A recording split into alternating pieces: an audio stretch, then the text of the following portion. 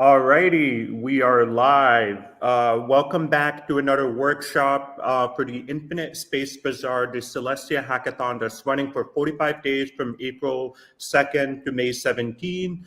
For today, we have a really exciting workshop. Actually, there's two workshops for today. The first one is today with Callum. He's going to give a workshop on Apollo.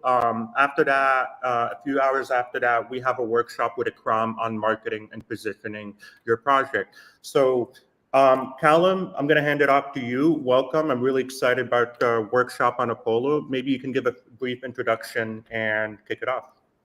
Sure thing. Thanks for the intro. I'll quickly start with some stuff about myself. So I work on the sort of consensus team at Celestia. I am a software engineer at heart, so anything programming, I'm sort of all around the code base. And I guess what I wanted to talk about is a very sort of like practical guide for any hackers who are out there trying to sort of build on top of Celestia.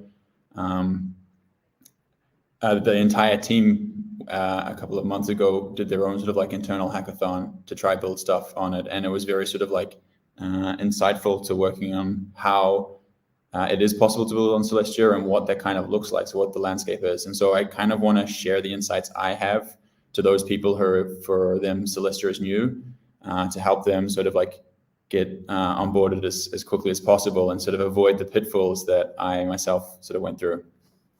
So this is just a short guide. I'll go sort of straight to the point here. Like I want this to be sort of like very practical and helpful. It is a introduction to what building on Celestia would look like. I'm hoping that you sort of develop an understanding for the development lifecycle. So how does it go from just local deployment with your sort of small team? How do you sort of like, depending on what sort of like part of the modular stack you're looking to develop on, or maybe you're trying to use all the different components, how does that sort of all come together? Then how does it look like on like DevNets? So Celestia has the Arabica DevNet, which you can get tokens on for the sort of test tokens for trying things out, for submitting blobs, for using the data availability layer. And then finally, what does that look like rolling out onto mainnet? And so as a hackathon, it's good to just see like a working product. Doesn't have to be out on mainnet, but I think it's just also helpful to know.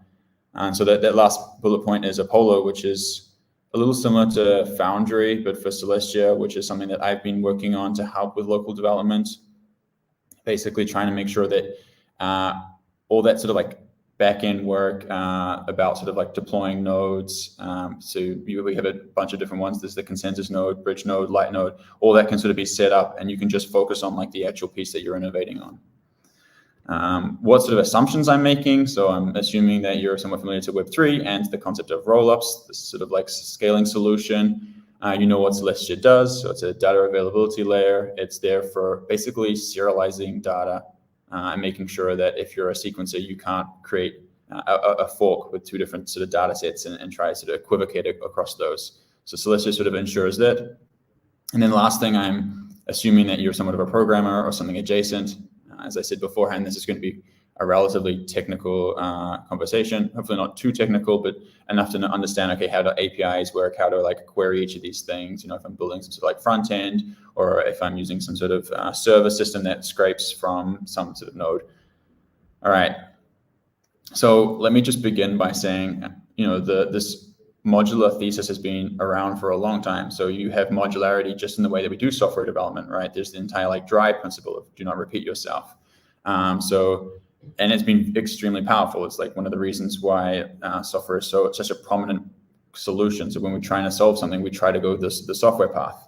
And it was maybe almost a decade ago that this sort of like concept of modularity went to the infrastructure level in Web 2. So you had this sort of microservices era where everything was just its own server and everything was just talking to one another with gRPC calls. And so now Celestia is trying to like push this forward on the sort of Web3 front. So applying the same sort of principles that have worked so well in the past to Web3. We've sort of reached these like scaling bottlenecks in the past with trying to have everything on this like monolithic architecture. So every node doing every single bit of that service, that overall service. And so now we're trying to split it up so we can have specializations. Celestia specialization is basically this like throughput machine where it's just sort of like churning through transactions, trying to like sort of serialize them and sort of printing these like proofs, these like commitments over the sort of ordering and inclusion of that data. So modularity is great. We can sort of like all agree upon that. there is an ugly side to modularity, which can get extremely messy. So this is, if you're all familiar with like Node.js, if you're trying to sort of, there's sort of a very modular styled framework as well, in which you'll have hundreds, thousands of dependencies, and they can look very messy across different versions. And so this is now something that I've become familiar with, or a lot more in the Web3 ecosystem, which is now that we have this modularity and there's a lot of different services, how do they all fit in, and how do we make sure that they all sort of like work together, and then we don't sort of face this dependency hell that we've faced in other times in the software cycle. And so I guess intro into what this looks like for Celestia. So I guess we have at that sort of bottom here, the consensus node, the bridge node, the light node. These are all sort of node types that are part of the Celestia network. They all sort of talk to each other through some sort of like P2P protocol. The consensus nodes are the ones that receive all the transactions. There's a proposer that proposes a block, and they all agree upon it. And so you can see these consensus nodes is just publishing the ordered set of transactions. And then you have the bridge node, which is basically trying to bridge between the light node and full nodes and the consensus node. This is more of like just the way that the sort of like network topology is set up, and hopefully something that's not around forever. And then you have the light node, which is basically designed around what the user should be using. So this could be your sort of in-browser user. This could be a roll-up sequencer. And so that does all the sort of like work of sampling. I'm not going to go into that, but sort of very interesting about how we actually prove that the data is available. It goes into sampling, and then also querying and improves that when you publish your data, that it is there and you can go find it, retrieve it, and then execute over it. So we've got this sort of like, that's the Celestia part of it, but there is a ton of stuff that's already being built on it. So we have the likes of wallets. You have a faucet. If you're in development, you usually want to have some way where people can get access to these like test tokens and try things out, and you can sort of iterate on. You have block explorers, which provide some sort of visualization. If you're doing any sort of bridging, you have we use IBC in Celestia, so you have an IBC relayer. Also, if you're wanting to use a settlement like EVM, like Ethereum or Arbitrum or something like this, then you also need a blob stream relayer. And then we haven't even started into like, here is your app here at the top, and you might want to use some sort of shared sequencer, which will like batch your transactions and make it cheaper to submit it onto Celestia. You might want to use RAS, or a Rollup as a service provider. So they kind of try to bundle all of these things together. So you just have to write your application. This is just the core like business logic, and you don't have to worry about what happens all underneath. And then you have execution nodes, which are the ones that are just basically taking the transactions that have been committed by Celestia and then executing on them, and then submitting some sort of proof that the execution is what it is. So therefore you can run your light node as an application user and query it. So very sophisticated, and a lot of these things already exist in like mainnet production level. But if you're wanting to start with like the very like basics, and you want to locally deploy some of this stuff, it can be very difficult to do. Like, we're going to start with all these different things, and we sort of want to be able to promote like a local first development, so that you can sort of iterate over it in a very like sort of like fast fashion. You can make changes without having to create like a new sort of new account that have funds that you need to then submit data again. So this is what led me to Apollo. And so I'm now just going to jump across to my other screen to just sort of demonstrate what it's like. The rest is going to be more like a demonstration. I'm going to move away from the slides. So this is the repo here that I started for people to have a look.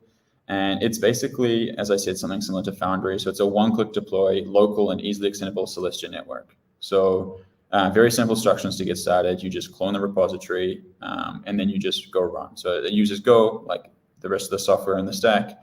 And then what it will start is a bunch of services, which are sort of out of the box. And it'll include this like localhost 8080. I've already done this in the background. So I've got my terminal, which I won't show because it's just a very simple command. And that's actually running this at the moment. And that will like pop up this control panel, which shows the services. So I can just jump across here. So it looks something like this. And so this is like the basic set of services that you sort of it comes with. And I will explain a little bit about how this can be extended, but you have your consensus node, very similar to the diagram I showed you. So that's the one that produces all the blocks.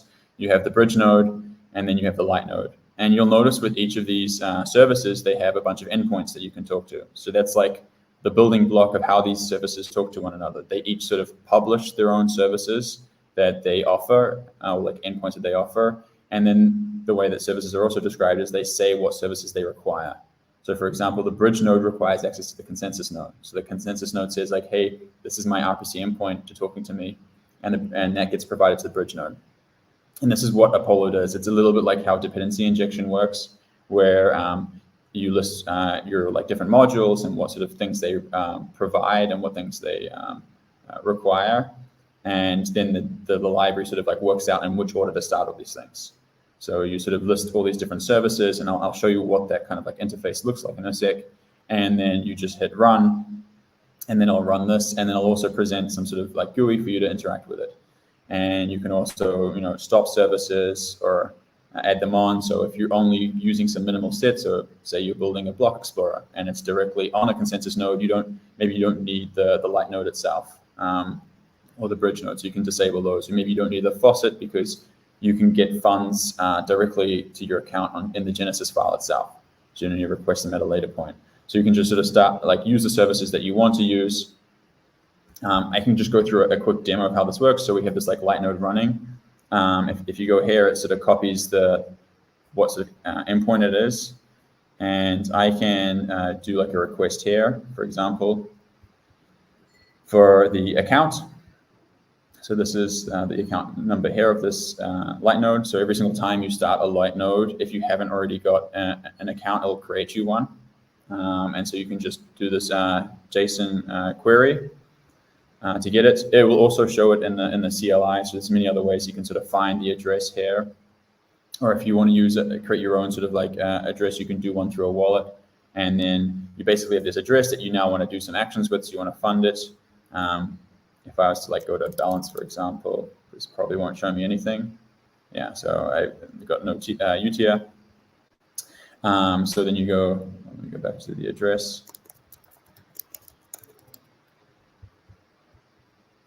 I can just copy this and I can run across to this faucet.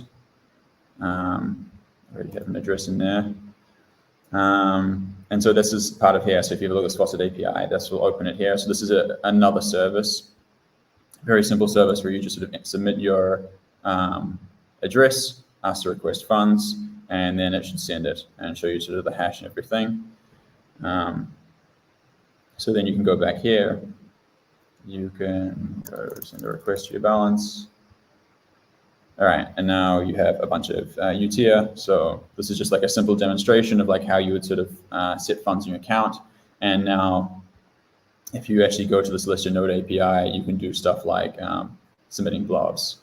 So if you have a look at the submit API, it looks a little bit like this. So I could copy this across, put it in here, and then submit that. And that will have like the namespace you're submitting to, what the data is, share version, commitment, and so forth. I'm not too sure if this is valid data, so I don't know if I want to risk actually submitting it and getting it wrong. Of course, this is just using Postman. If you're actually building your application, you'll be using some sort of like client interfaces and just talks directly with your node, the light node. And behind that, it'll be doing all the stuff like verifying. Cool. All right, so that's kind of like Apollo. I just want to show briefly about how you can sort of extend that. So maybe you want to build something else. It doesn't have to be a roll-up. Maybe you're wanting to build a shared sequencer that talks to it, or you want to build some like service, some visualizing service could be quite cool, where you're sort of like every namespace, you're sort of showing what sort of action and activity is going on in that namespace. So you're trying to like scrape all the data for the namespaces that people are interested in. So the way you would set that up is there's this service interface that you need to follow, and it's just here. And so every single one of these services, the consensus node, the bridge node, light node, follows this interface, and it hopefully looks pretty intuitive. So you have the name, has to be sort of unique. So when Apollo is starting, it gives every single service its own directory, and just has permission to sort of create files and whatnot in that directory. And so if there is two services of the same name, you'll get some sort of like a conflict. The other ones are like the endpoints it needs and the endpoints it provides. So in the case of the consensus node, it provides this like common RPC endpoint, and that's like a label that then you can use if you require that. So these are just sort of like static stuff. And then when you're going through the setup, there's basically these three different steps. And the reason why it's not just a simple start is because you actually have the ability to modify Genesis. So before we even get started with the testnet, you might want to make some changes to the Genesis. Most likely one is like adding your own account, and I can also show you how that looks. There's a few like helper functions with this, but the way it works is you get a pending Genesis.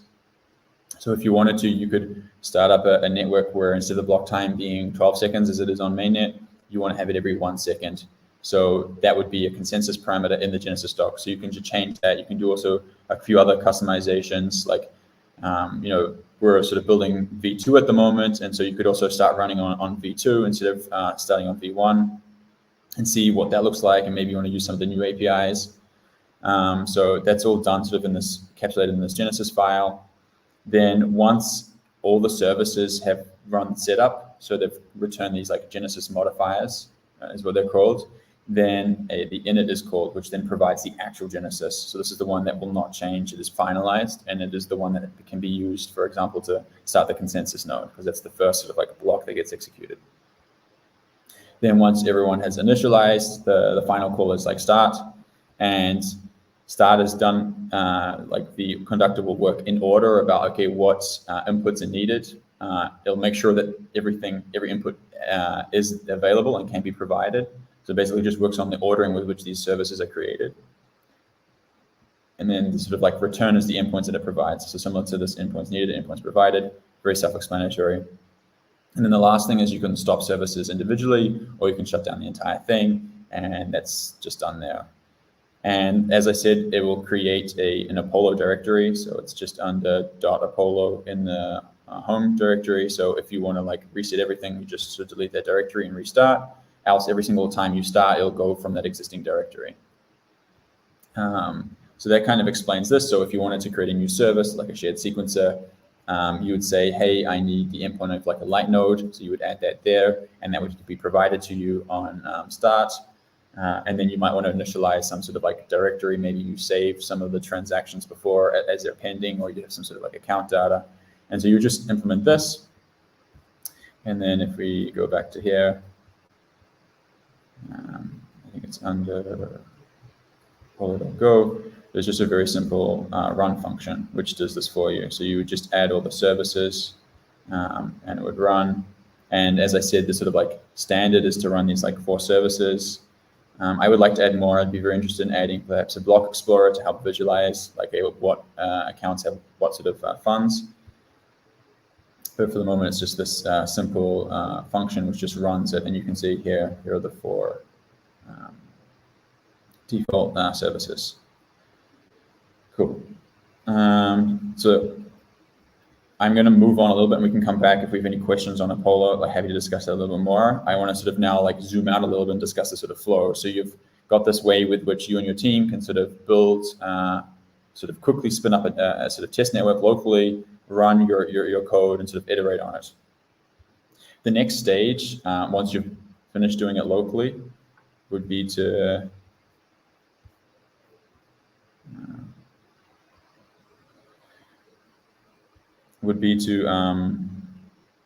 spin it up on a DevNet. So Celestia provides this Arabica DevNet, which we run nodes for. So it's easy for you to sort of use the same endpoints. So the same way that the consensus node provides the RPC endpoints, or the light node provides its API, you can do the same for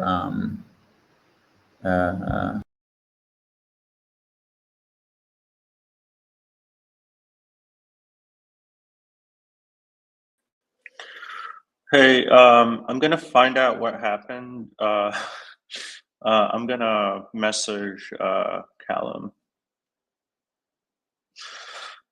In the meantime, I hope you guys are enjoying the workshop so far. Let me try to get Callum back on stage.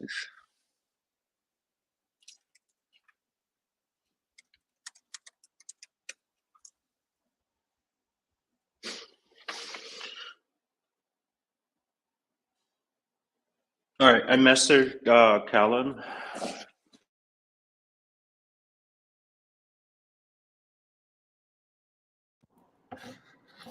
In the meantime, if you guys are in the YouTube chat, do you guys have any kind of questions so far? Maybe not necessarily about the Apollo, because I can't answer it yet, but maybe about the hackathon itself. Consider it an impromptu office hour while we wait for Callum to come back.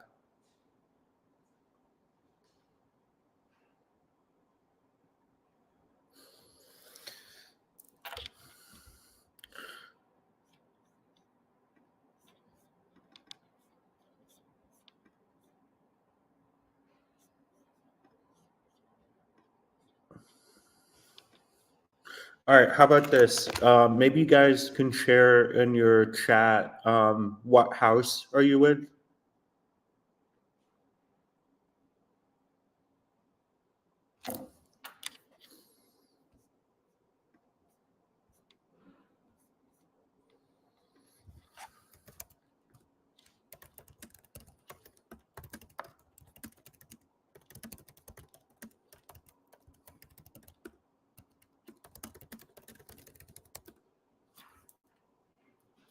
All right, we got Mindflux. Rock is with Mindflux. Who will participate to the office hours? So I'll be moderating the office hours. It will be tomorrow around 11 a.m. EDT. Damn, we got a lot of Mindflux reps here. We got Didier. I think it is because you didn't start the stream with fireworks. That's fair. I can try to see if I can trigger the fireworks. Maybe that will bring back Callum. So if I remember correctly, the fireworks are, yeah. The office hours will be on the Discord. So if you guys are not in the Discord, I recommend joining. The best way to join the Discord is by signing up for the hackathon on the type form. At the end of the type form, you'll have a link to your Discord, to the Discord, which will get you in. All right, so now we got a bunch of Lumen, please. Oh, hey, Callum. I was just keeping the crowd entertained until you came back. Thank you. All right, I'll hand it off back to you. Yeah, one sec. I just want to set up what I was sort of presenting, and then we can continue.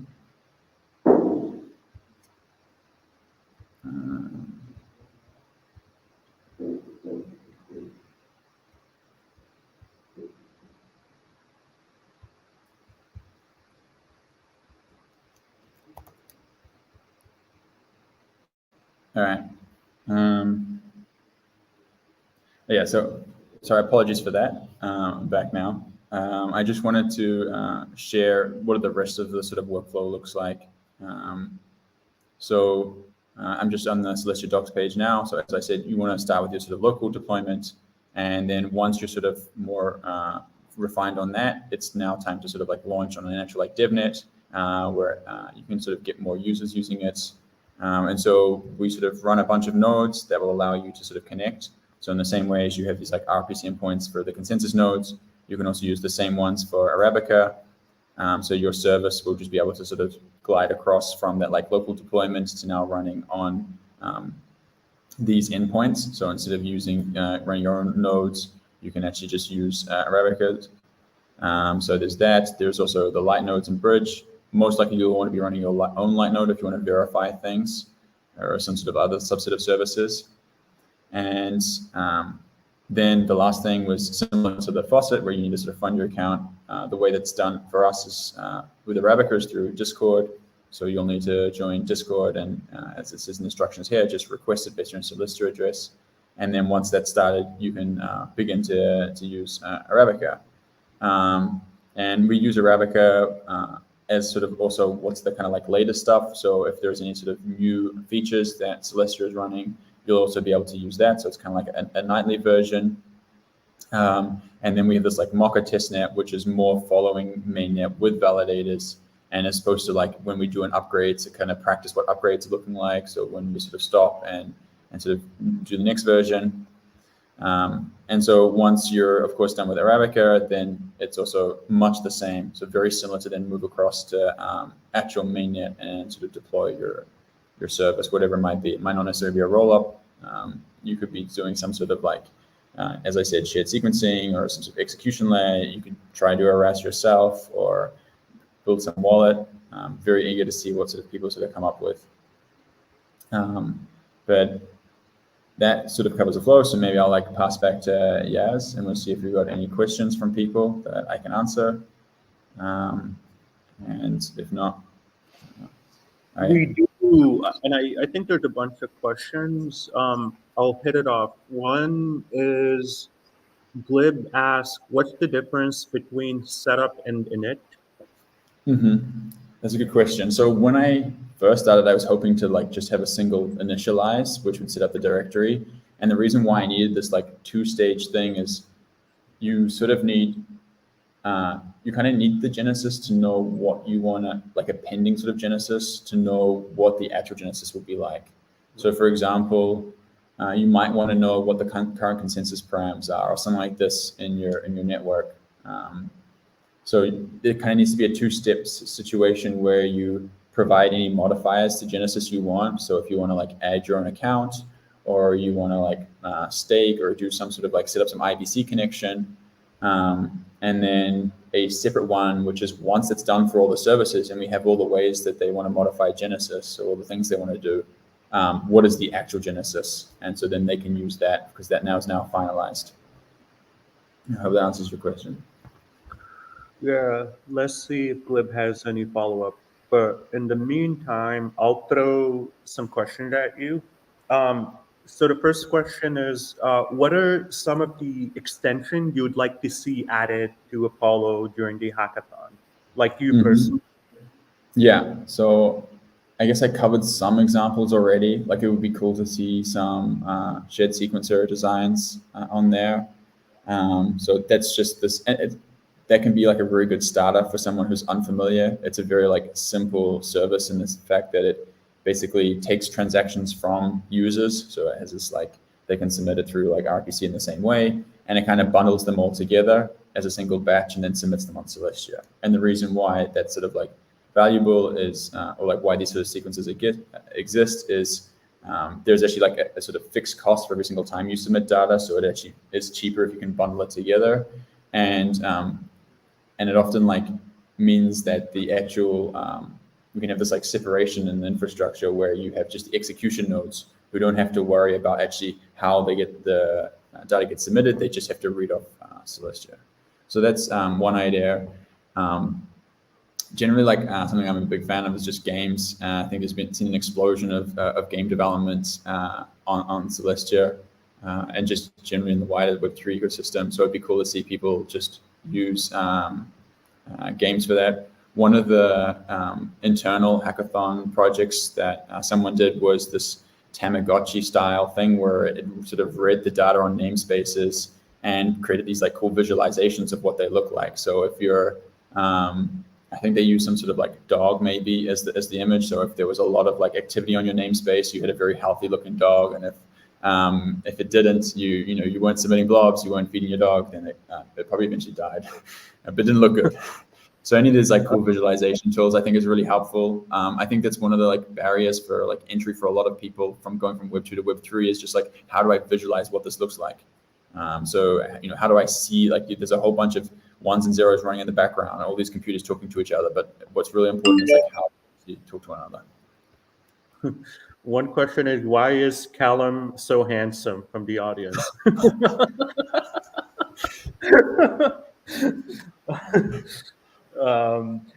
It sounds like the why indeed, right? it sounds like the project that you were talking about was like a Tamagotchi, or as one of the Nina from the audience saying, a Tiagotchi. Like the more that namespace has activity, the more that thing will grow and stuff, like a pet that's really taken care of. Yeah. I'd be curious to see if there's like an open source repo we can share with the hackers, if it's open source.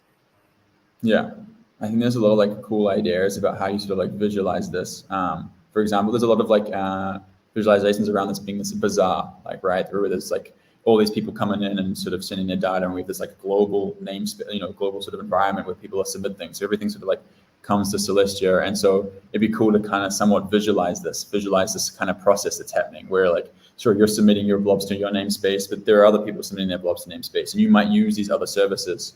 Like some of the ideas I think could be very interesting are these kind of like service-based rollups. So they don't actually have this like use case for themselves other than supporting other rollups. And a good example of this could be something like DRAND, where you have like this VRF function, so a verifiable random function that just gets submitted every single block height. And then gamers can use that, or like other applications can use that sort of random seed to then run their applications. Or there could be some other service chains. Maybe you're creating some Oracle where you just keep sort of like submitting price feeds. And so rather than being it for one specific chain, so you're running this Oracle for this one rollup, now any rollup can use that Oracle data. So, it sort of very much shows how this scales. There's a lot of similarities with this with IBC as well. Like instead of everyone having to post everyone's headers to everyone, you just kind of post your own header and everyone can read off everyone else's namespace. There's a bunch of really cool features from the fact that we're all sort of sharing this global environment, so to speak. Well, I mean, I think I speak for everyone in the audience. There's a wealth of different kind of ideas people can get started with on Apollo. I'll give some moments for people to ask any more questions. In the meantime, I'll throw another one at you. So the network that we saw in Apollo, is it a local DevNet that is simulated, or is it one using Mocha or Arabica, the public testnet? It's all local. So it's basically you're running each of the nodes. Like it's not a 100-node network, of course. It's just like one node of each of these types, which is just kind of like the basics. And the reason why we're going to actually like run these like nodes is like it actually is the network itself. So you don't get this kind of like mock of like what I should be dealing with, but how the network actually works. And it also means like, for example, I think we focus very much on rollups, but perhaps you want to provide some improvements to the actual like protocol itself. And so it could be having this like modified consensus node that does something a little bit differently. You can sort of do that as well. That's fascinating, because it sounds to me like Apollo is like a Foundry. Yeah, I don't know if you're familiar with Foundry, but Foundry for rollups, but at the same time allows you to have your, I believe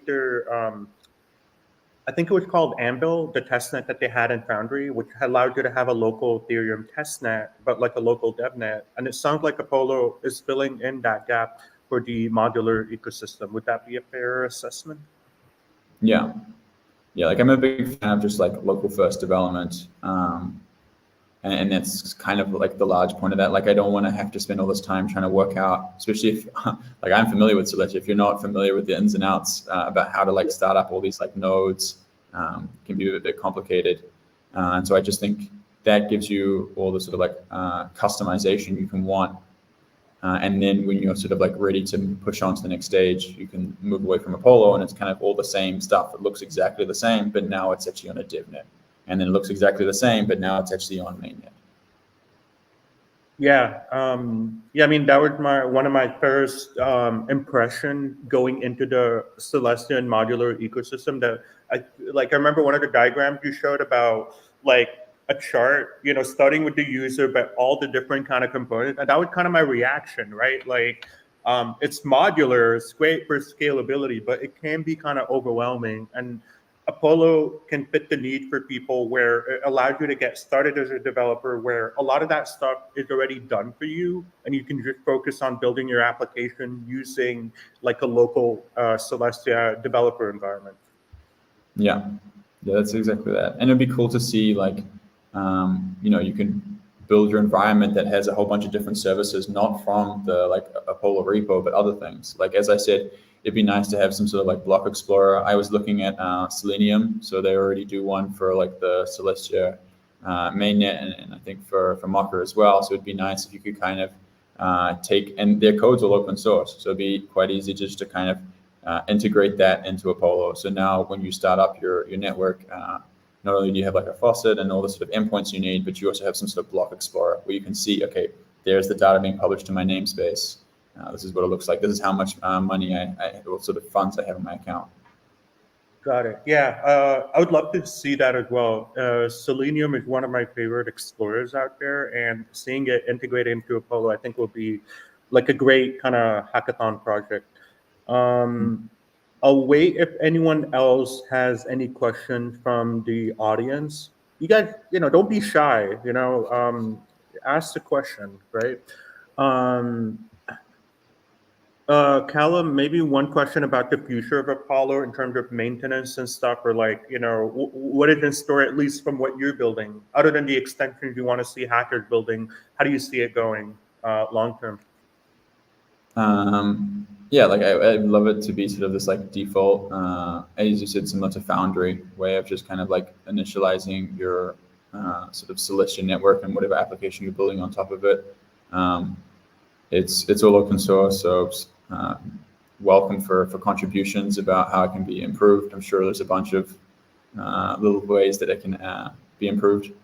But it would just, I think it's something that's needed to really like make that sort of cycle of development far quicker than what it currently is, at least how I've experienced it. So I think as long as there's a bunch of other people finding value in it, it can be a really good sort of like community-based open source project out there for everyone to use. Awesome. I guess one stupid question. We have we have a question from the audience, and I'm not implying the audience's question is stupid. That was one of mine. But why the name of? Honestly, did not like. Okay, so the way I name things is I don't really give much thought to them, but I don't want them to sound like an engineer's name, which is to call something like libp. Like I don't mind the whole like libp2p, like call something exactly practically what it is. But I've usually in the past just avoided it. So I usually just give it a name. And so Apollo is because with Celestia, we create this like idea in our head of like of space essentially. And so Apollo was one of the first kind of rockets that would hit out to space. And it was very much the start of that journey, right? So it was very much in the local deployment stage. And so that's the kind of relation there.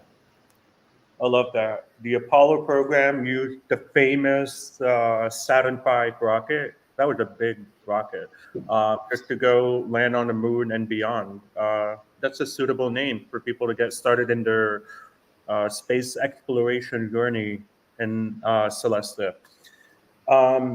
Okay, like one random question.